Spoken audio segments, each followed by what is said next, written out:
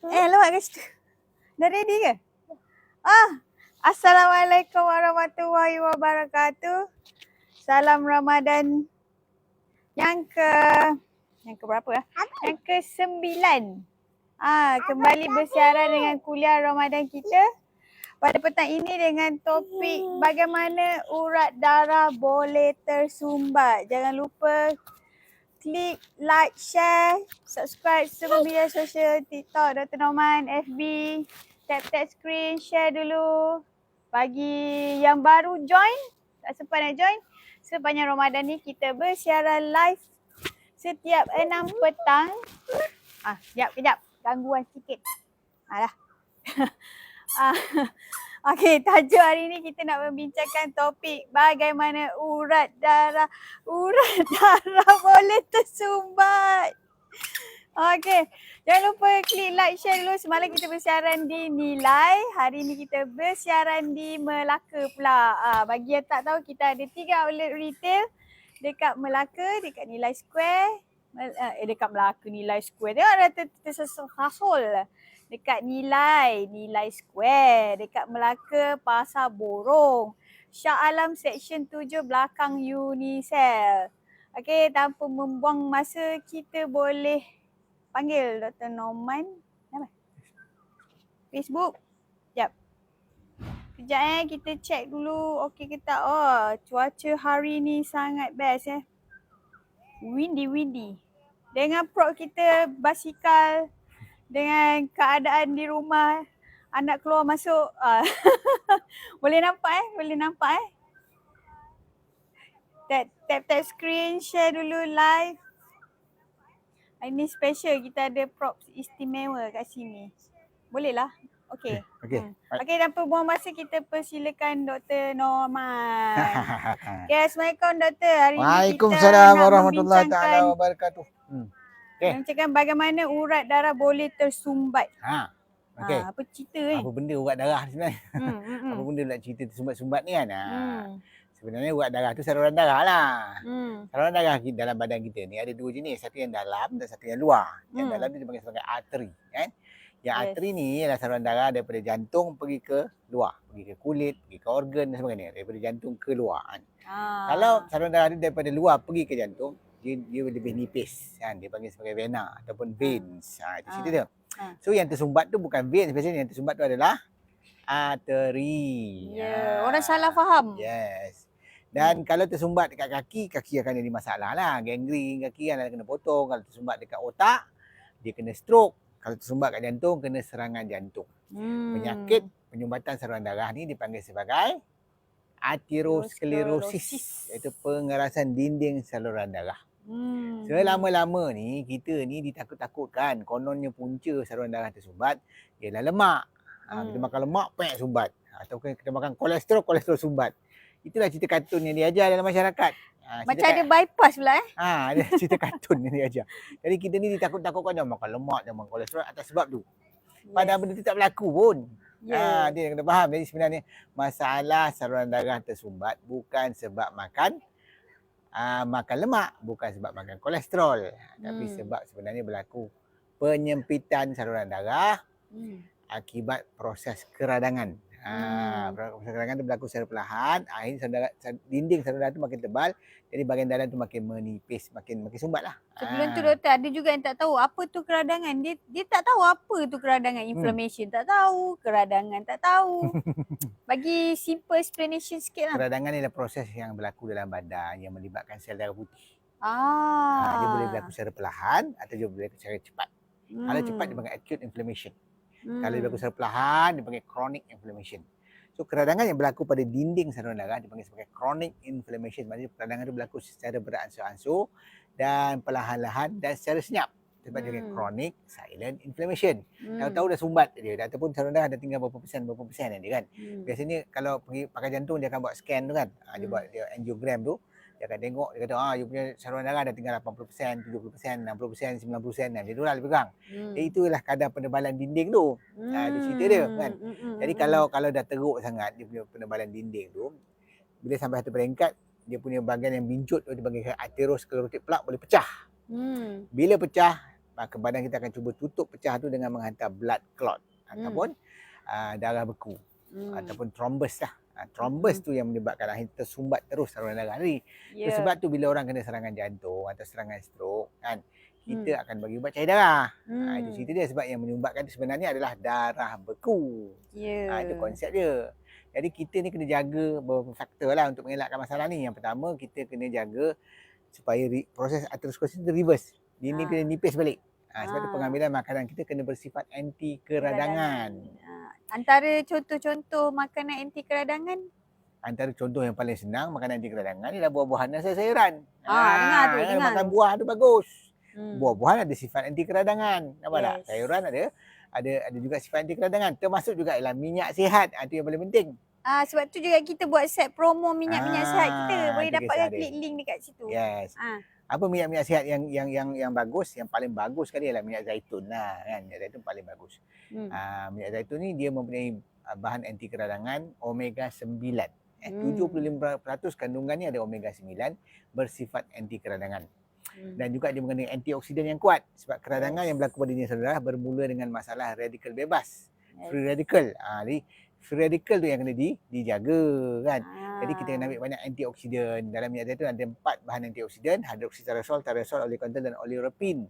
Yang mana kita pengamalan minyak zaitun setiap hari sebenarnya membantu untuk mencegah pengoksidaan dan juga mereverse proses keradangan tadi. Aterosklerosis ini berdasarkan kajian-kajian yang dibuat di Europe dipanggil sebagai Mediterranean diet. Yang dah tahu sebenarnya Mediterranean diet ialah kaedah pemakanan yang mana pemakanan tu sangat tinggi dengan minyak zaitun dan dia boleh mengurangkan risiko aterosklerosis atau sakit jantung. Penyumbatan saluran darah tu boleh dikurangkan dengan pengambilan minyak zaitun. Cuma di Malaysia ni amalan kita nak amalkan minyak zaitun agak susah sebab mahal. Betul. Kan? Tapi yang mampu belilah. Tapi kalau kita nak dalam amalan harian yang dalam kos yang biasa-biasa kan, bajet-bajet marhen-marhen harga B40 biasa, kita boleh amalkan minyak kelapa atau santan yang juga ada sifat anti keradangan berdasarkan kandungan MCT dalam dia. Lagi satu bahan yang kat Malaysia ni harga dia murah dan lumrah dan senang nak dapat ialah minyak kelapa sawit. Termasuklah juga minyak kelapa sawit subsidi tu yang dalam paket tu. Pun bagus sama juga. Sama je. Semua minyak kelapa sawit tu sihat. Dalam minyak kelapa sawit ada 55% lemak tepung MCT dan dia juga ada vitamin E dan squalene yang bersifat anti keradangan dan antioksidan. Nampak tak? Banyak kelebihan kalau faham ilmu minyak ni. Itu yang kena faham. Okey. Sebab tu kita buat set jantung, set minyak sihat, set kurus. Terdiri daripada pelbagai jenis minyak-minyak sihat. Ada cuka, ada minyak kelapa darah. Bagi yang tak dapat free gift minyak kelapa darah tu minta maaf lah. Tapi kita still ada free gift lain yang akan diberikan apabila korang beli set-set promo Ramadan kita. Sepanjang Ramadan ni masih berjalan doktor? Yes, sepanjang Ramadan kita bagi special lah bulan Ramadan kan. Bulan Ramadan kan ada banyak bazar Ramadan. Ada buffet Ramadan. So kita pada promo Ramadan. Dapat special hadiah-hadiah percuma. Hadiah free gift yang kita bagi yang support apa produk yang kita jual. InsyaAllah. Dan di samping tu pengamalan minyak-minyak sihat dapat membantu kita mengekalkan tenaga sepanjang berpuasa. Tadi doktor baru habis stok dengan MPOB. Yes. Bagi ceramah 2 jam lalut sampai 2 jam lebih. Betul. Kalau ceramah tu ada masalah dia kan. MPOB masih lagi panggil kita kan. Masih lagi setahun 3 kali. Kita. Yes, masih lagi banyak buat program MPOB sebab MPOB ialah badan kerajaan, agensi kerajaan yang menjaga kepentingan minyak sawit di Malaysia. Nampak tak? Sepatutnya kita support agensi kerajaan yang support minyak sawit ni sebab antara industri komoditis di Malaysia ialah minyak kelapa sawit. Jangan kita demonizkan minyak kelapa sawit. Minyak kelapa sawit ialah minyak yang paling banyak digunakan dalam kehidupan seharian masyarakat Malaysia. Kita kena faham juga kan. Kita jangan pandang enteng minyak kelapa sawit ni. Dan perlu faham jugalah kenapa doktor dipanggil oleh MPOB kalau bukan doktor seorang yang expert. Saya salah seorang expert panel committee untuk MPOB. Dari 2000 berapa doktor? 2020. Ke 2019 ke? Bukan 2020. 2020. Sorry. 2019. Saya ingat 2019 sampai sekarang. Dihantar oleh MPOB untuk mewakili Malaysia untuk di persidangan conference antarabangsa di Pakistan. Yes. Betul. Itulah bermulanya saya hubungan rapat dengan MPOB kan. Itu kisah dia. Okey. Itu pentingnya mendengar dengan doktor yang bertauliah berkenaan ilmu nutrition ni. Sebab tu kita buat persatuan, kita buat promo Ramadan, kita Siapa buat yang belum join persatuan, seminar. jom persatuan. Jom. Kita lepas hari ni kita akan banyak-banyak buat program insya-Allah mendidik masyarakat tentang ilmu yang betul. Penting kalau ilmu yang betul ni, kalau ilmu yang salah memang salah kita ni. Okey. Kita bacalah soalan sikit ni. Apa persoalan ni? Salam doktor, ada orang GERD boleh ambil soy organik ke minyak kelapa dara? Alah, soalan sama, jawablah. Orang ada GERD sebenarnya boleh amalkan minyak kelapa dara ke, minyak kelapa sawit ke, tapi yang paling penting untuk orang ada GERD ialah minyak zaitun. Kenapa? Yes, minyak zaitun bersifat anti keradangan, dia boleh hilangkan rasa pedih hulu hati. Kalau rasa pedih tu minum terus. Dia boleh hilangkan on the spot. Dia macam seolah you minum ubat kapur tu lah. Tapi ubat kapur ni kalau makan antacid ni tak bagus. Lama-lama dia boleh kacau penghadaman. Tapi kalau yang makan minyak zaitun dia terus hilang dan sangat bagus, dia akan memulihkan masalah. Khusus pengamalan kena hari-hari. Pengamalan minyak zaitun ni tak kisahlah nak masak boleh, nak letak dalam salad boleh, nak minum terus pun boleh, tak ada hal. Betul. Yang paling penting tajuk kita hari ni, minyak zaitun tu juga membantu clearkan saluran darah yang tersumbat tadi. Betul. Betapa penting dan betapa powerfulnya minyak zaitun. Kalau anda rasa nak minum yang senang, minyak zaitun ni dia ada keras sikit lah bila minum. Ambil yang first harvest sebab dia lagi smooth. Itu sedap. Itu paling sedap terbaik. Rasa kosong ni. Satu, kita support Palestin lah saudara kita.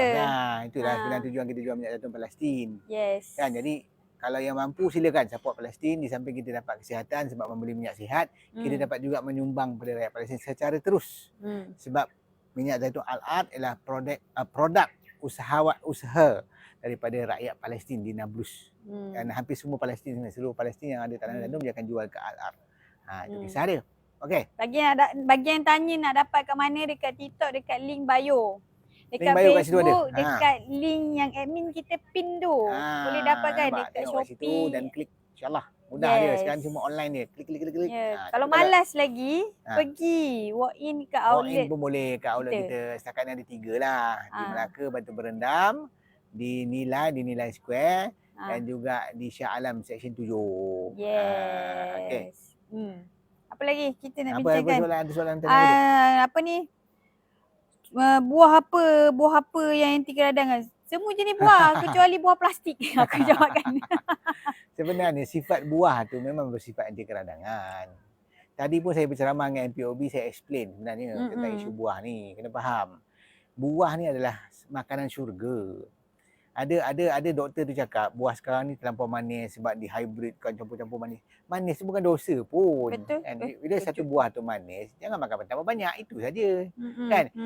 Kita ada banyak pilihan buah tapi mengatakan orang ada diabetik atau pre-diabetik ataupun ada metabolic syndrome atau ada insulin resistance tak boleh makan buah, itu pendapat yang bagi saya agak kurang tepat kan? Dan terlampau strict. Sedangkan dalam buah-buahan ada banyak khasiat-khasiat, antioksidannya, vitaminnya, mineralnya yang boleh membantu ke arah pemulihan tubuh kita. Dan juga termasuk clearkan saluran darah tadi. Nampak tak? Itu kelebihan dia. Jadi kalau kita demonizing fruits, kita cakap fruit ni tak elok. Bila yang peliknya dia cakap apa?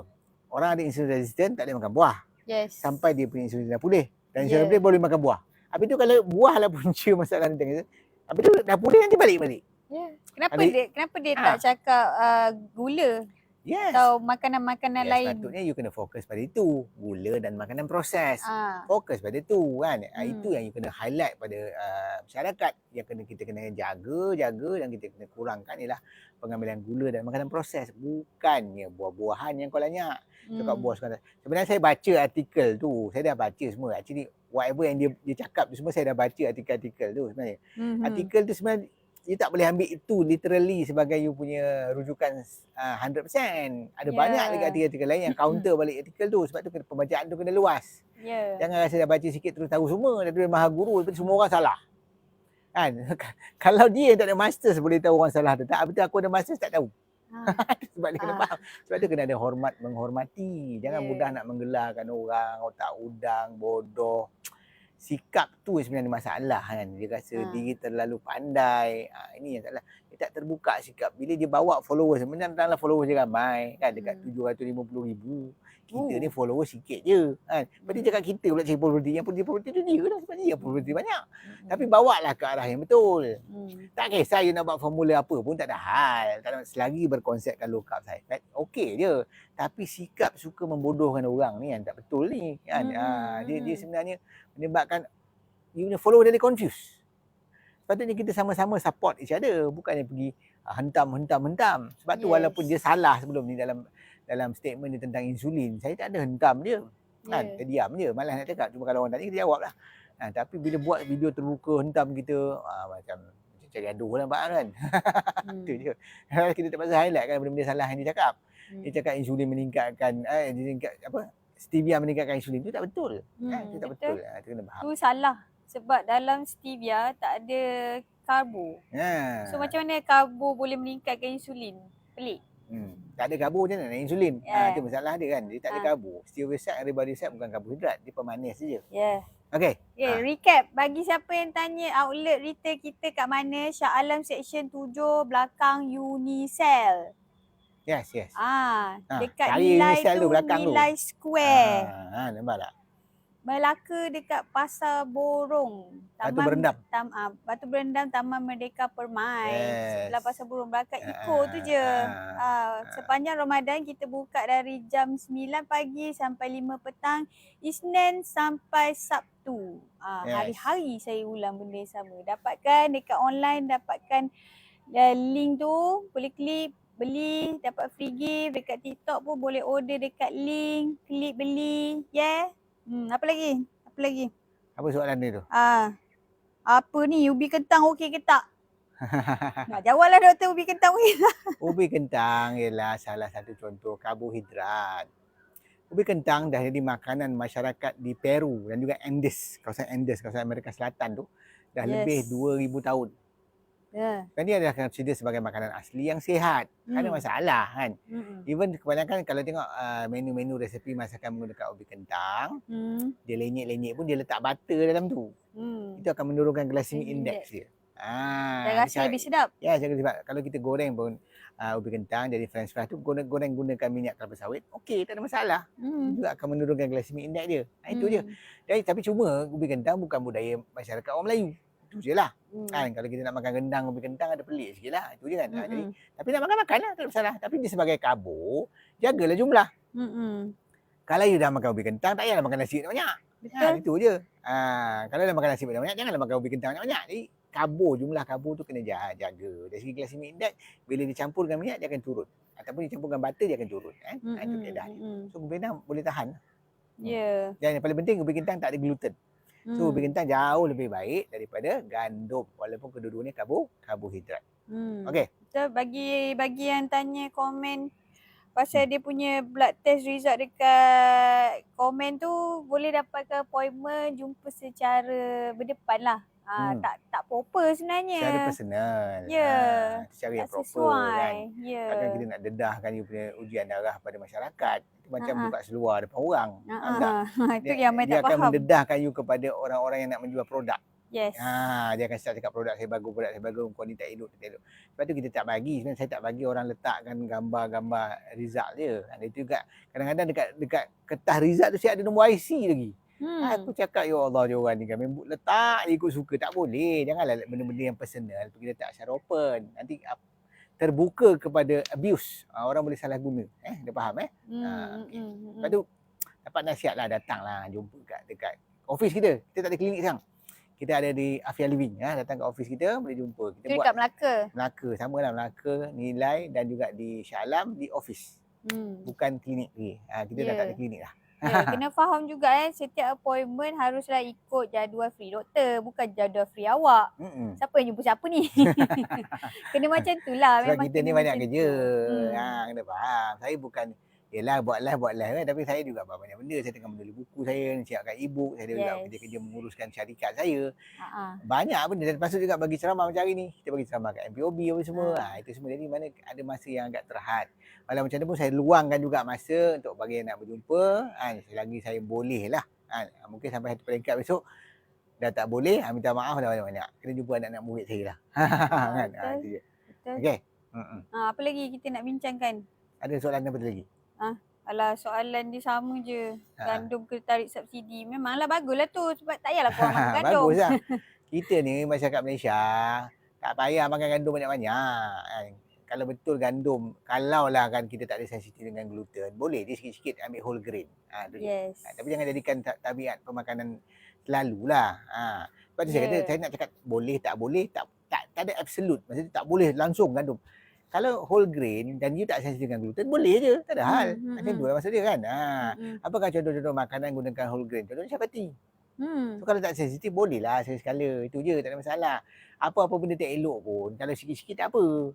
Kita Bukan faham? toksik makan mati tergolek Tapi kalau you makan je apa benda gandum, puruk kembung, tak boleh lah. Yes. Tenang je, puruk kembung, angin, gatal-gatal keluar ke apa kan, atau sesemua teruk ke apa, kena asma ke, semput ke, itu janganlah. Maksudnya you have issues dengan you punya gluten. Itu konsep dia. Kan lebih mudah kita makan makanan yang berasaskan beras. Ada orang tanya juga kan, dia kata, betul tepung beras dengan tepung pulut bukan karbohidrat halus ke? Yes, karbohidrat halus juga. Sebab tu tak boleh makan banyak sangat. Karbo ni kena jaga dari segi jumlah total je. Yes. Kena kurang dari 20% dari total kalori intake kita. Meminimumkan karbohidrat. Dan cara kita nak meminimumkan ialah bila kita masak karbohidrat tu dengan minyak-minyak, lemak, santan dan sebagainya, dia akan turun glycemic index dia. Dan bila kita masak nasi, contohnya kita masak nasi dengan menggunakan minyak zaitun, rasa sedap, dia juga menjadikan kita makan minyak zaitun secara tak langsung. Lepas tu kalau nak menyelesaikan masalah saluran darah tersumbat tadi, ialah kita mengamalkan minyak sihat. Yang power ni adalah minyak zaitun, minyak kelapa dara, minyak kapsul merah. Minyak kapsul merah tu bagus Minyak sacha inci tu pun juga bagus. Sacha inci tinggi dengan omega 3. Omega 3 tu bersifat anti keradangan. So kena banyak makan minyak-minyak yang bersifat anti keradangan. Banyak makan buah-buahan, banyak makan sayur-sayuran kan. Boleh juga makan daging haiwan dan lemak haiwan. Yes. Buat sup ke, boleh. Selagi haiwan tu haiwan yang sihat. Itu je konsep dia. Tak ada apa susah ni kan. Simple matters. Soalnya kena faham konsep. Kita buat sesuatu berdasarkan konsep. Kita bukan sebab formula ni kita ikut tanpa kita faham konsep. Itu yang tak betul tu. Dalam konsep orang yang berilmu dia nak tahu apa konsep behind it. Apa asas dia. Asas pada apa yang dia ajar ini ialah mengamalkan kaedah low carbs. Itu mengurangkan karbohidrat and high fats. Fat yang kita ambil adalah healthy fats lah. So kita kena elakkan satu je fat yang tak elok, unhealthy fat, iaitu trans fat. Dan trans fat ni ada dalam margarine, ada dalam creamers. Sebab tu kita tak galak kalau orang makan dengan dairy creamers tu. Yang orang buat teh tarik tu. Dan biasanya produk-produk macam 3-in-1, 4-in-1 menggunakan creamers tu tak bagus lah. Itu konsep dia. Trans fat juga boleh berlaku bila kita menggoreng menggunakan minyak vegetable oil macam minyak soya, minyak matahari, minyak jagung. Bila digoreng, itu kalau goreng sekali pun dia dah rosak dah. Dia akan menghasilkan trans fat dan tinggi omega 6 tadi menyebabkan keradangan kita meningkat. So fokus dia ialah pada keradangan. Bila keradangan kita tinggi, itu menyebabkan jantung kita jadi tersumbat.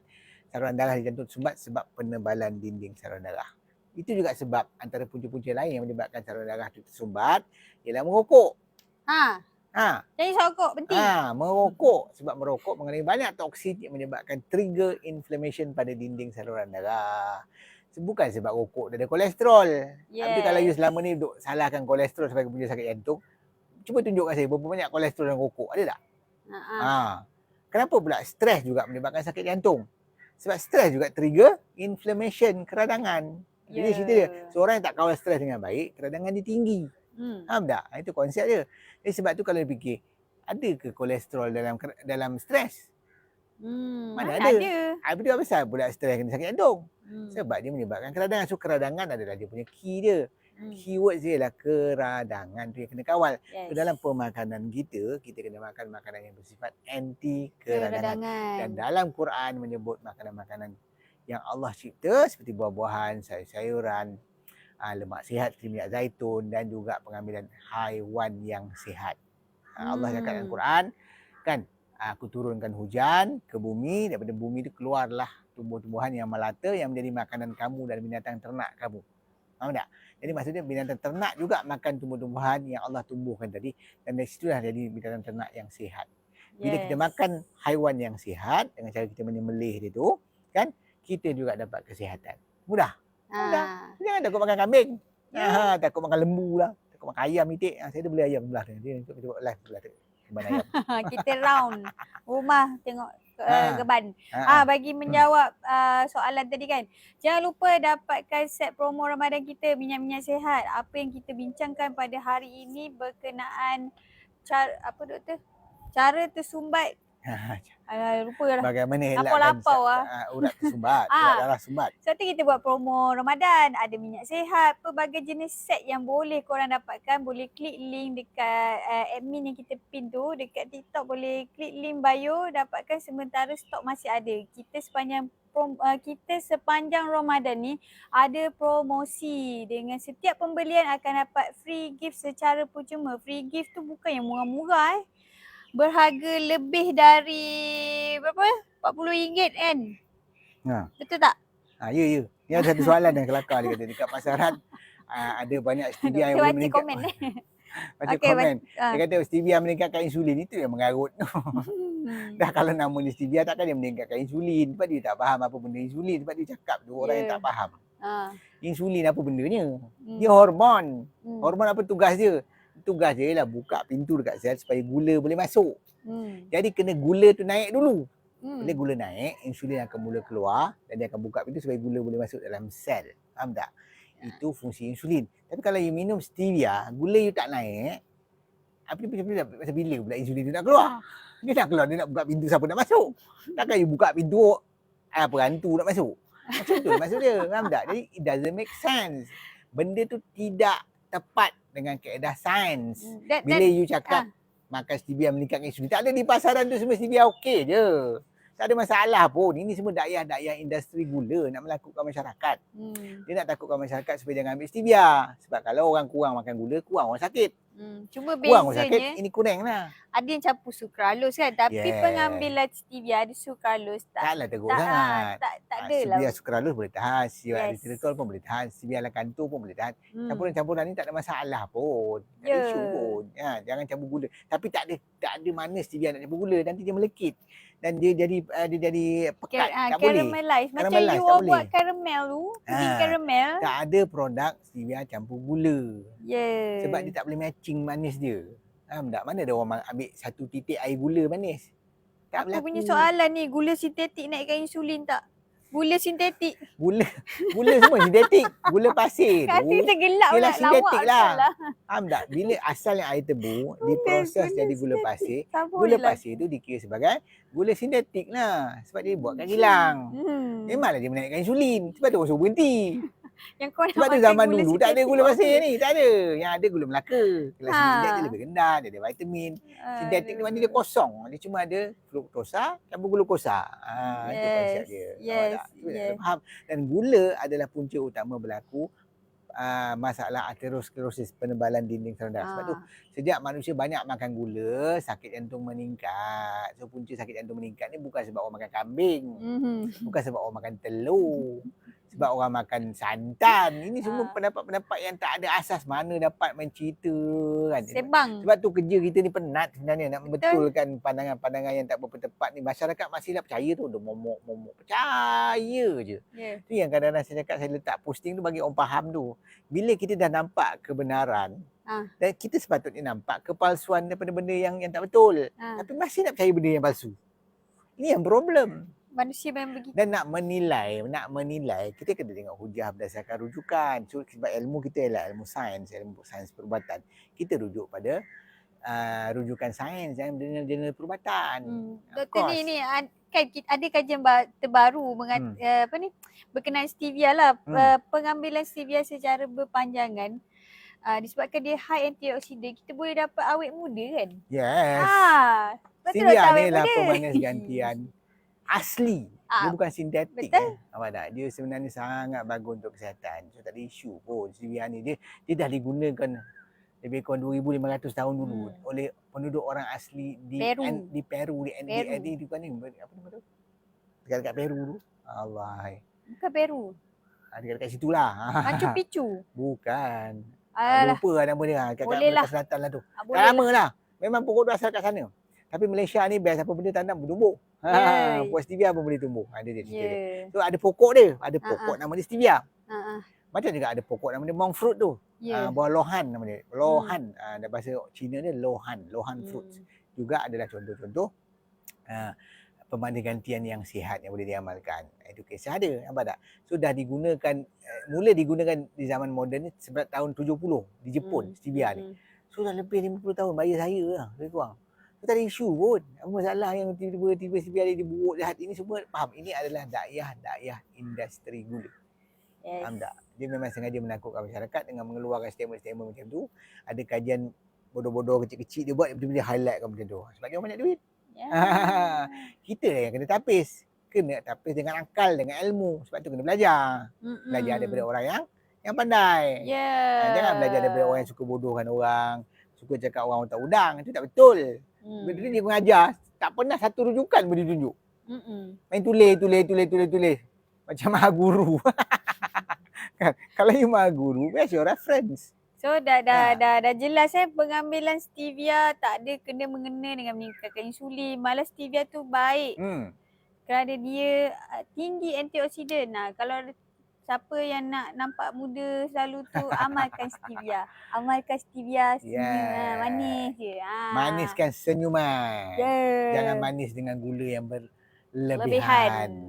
Jangan lupa dapatkan semua set-set promo Ramadan kita dekat TikTok, link dekat bio, dekat Facebook, link yang admin kita pinkan tu untuk dapatkan appointment dengan doktor pun boleh klik link. Saya nampak ni admin saya dah PM agaknya. Yes. So kita InsyaAllah. stop untuk kuliah Ramadan episod yang ke-10 pula besok. Rasanya dah lebih setengah jam ni. Penatlah bercakap. Cukuplah tu. Haus. Saya pagi tadi bercakap panjang. Tunggu buka Habis dia bunyi. kuota. Okey, kita jumpa lagi dalam sesi akan datang. Amai yang puji hari ni setting kita lawa. Rare ni basikal kat mana. Setting macam kampung-kampung lah sikit, lepas tu pakai ni. Tanjak. Macam kampung sikit. Cuma baju hari ni. Okey. Esok kita bersiaran lagi dengan topik yang lain. Kita akhiri dengan lafaz yang mulia. Wabillahi taufiq wal hidayah. Wassalamualaikum warahmatullahi wabarakatuh. Ingat kesihatan dengan ilmu yang betul dan amalan berterusan. Jumpa lagi. Bye. Dapatkan semua set-set promo Ramadan. Jumpa lagi besok. Bye-bye. Ciao.